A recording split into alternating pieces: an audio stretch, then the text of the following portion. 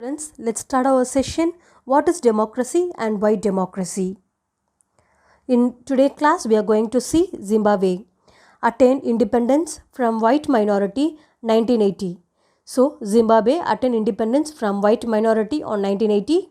Since then, the country has been ruled by ZANU PF. The party led the freedom struggle. Since then, the country has been ruled by ZANU PF. The party led the freedom struggle. Leader Mugabe has been ruling the country since independence. So, Leader Mugabe from independence has been from since independence it was ruled by the Mugabe. Elections have been held regularly, always won ZANU. President is popular but uses unfair practices in election.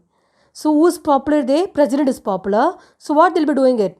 They'll be using it with the unfair practices to win the election. Change the constitution and increase the power of president and make him less accountable. So he's just changed the constitution and he increase the power of president and make him less accountable to the people. Opposition party workers arrest and disrupted. Even opposition party workers harassed and disrupted.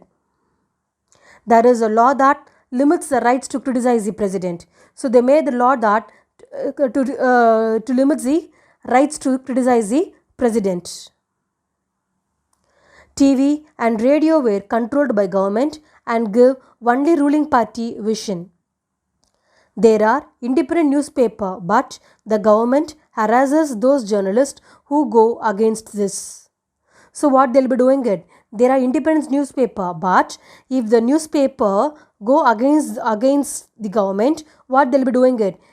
Even those newspaper, but the government harasses those journalists who go against the government. The government has ignored some court judgments and went against it and has pressurized judges. So check these incidents along with the features of democracy and find out which aspect is violated. So by looking this things what we have seen what happened to Mugabe, it's clear that the fourth features in the democracy have violated. Yes, what is the fourth feature? A democratic government rules within limits set by constitution, law and citizens' right.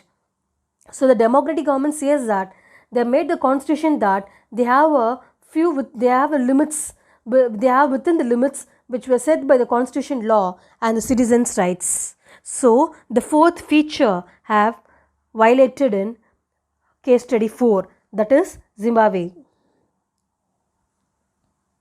Now let's move to distinguish between democratic and non-democratic government. Democratic is the best form of government as the rulers are accountable to the people and have to fulfill their needs. I have just told you already in the first class, democracy is a form of government. Yes, and this type of government have elected by the people. So yes, and apart from that, in this the people representative will have a full rights to do. So a democratic is the best form of government as the rulers are accountable to the people and have to fulfill their needs. Just opposite of democracy, that is non-democratic government.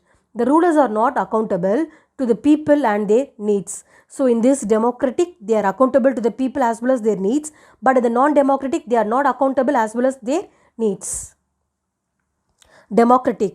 In a democratic government, people elect the ruler and have rights to decision making.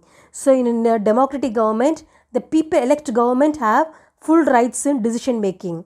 But in non-democratic, people do not elect their rulers and have no rights in decision making. In this non-democratic, the people will not elect the ruler, and apart from that, no rights in decision making. The parliament is a separate body and has no interference of army. Yes, the parliament has a separate body and they will not interfere in army. But in this case of non-democratic, the parliament cannot pass a law about the army without the consent of chief of army. Yes. Democratic. Any citizen can aspire to contest election for any post irrespective of his or her caste, religion and socio-economic and educational backward, which means the rights of vote is available to all citizens. In a democratic government. So in a democratic country, each and every citizens can aspire to contest election, any irrespective of his or her caste, religion, and socio-economic and educational backward, which means it shows that each and everyone have rights to vote in available to all the citizen. But this case of non-democratic, that is the citizens of country have no rights to vote. Democratic is based on consultation, and in democratic government people enjoy the rights of discussion. But non-democratic government is based on dictatorship. The rulers does what he wishes. So this is the opposite of democratic. In a non-democratic government which is based on dictatorship or a monarchy, so whatever they like to do it, they will be doing it. There are free and fair election. Elections offer a choice and fair opportunity to the people to change the current rulers. So the elections are free and fair elections. Elections offer a choices and fair opportunity to the people to change the current ruler. Non-democratic.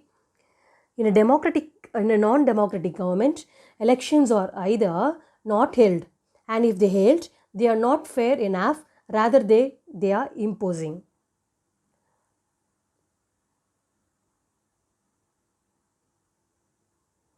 Democratic, there is a freedom of expression and people enjoy fundamental rights.